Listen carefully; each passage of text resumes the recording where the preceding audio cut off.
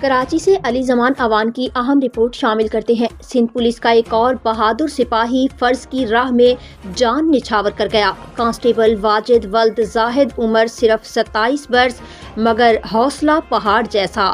آج garden head quarter میں شہید کی نماز جنازہ پورے سرکاری اعزاز کے ساتھ ادا کی گئی، جہاں فضا سوگوار تھی، آنکھیں نم تھیں اور ہر دل شہید کو سلام پیش کر رہا تھا۔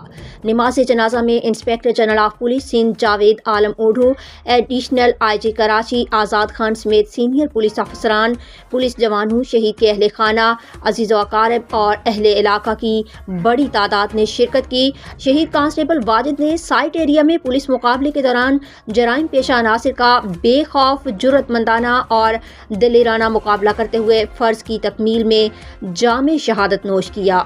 یہ قربانی صرف ایک جان کی قربانی نہیں، یہ امن، قانون اور عوام کے تحفظ کی خاطر دی گئی عظیم مثال ہے۔ اس موقع پر پولیس افسران نے شہید کو سلام عقیدت پیش کرتے ہوئے لواحقین سے مکمل تعاون، سرپرستی اور قانونی معاونت کی یقین دہانی کرائی۔ سندھ پولیس کا عزم ہے کہ شہداء کی قربانیاں کبھی رائیگاں نہیں جائیں گی اور ان کے مشن کو ہر قیمت پر جاری رکھا جائے گا۔ شہید واجد، آپ کی قربانی ہمیشہ یاد رکھی جائے گی۔ آپ زندہ ہیں قوم کے دلوں میں۔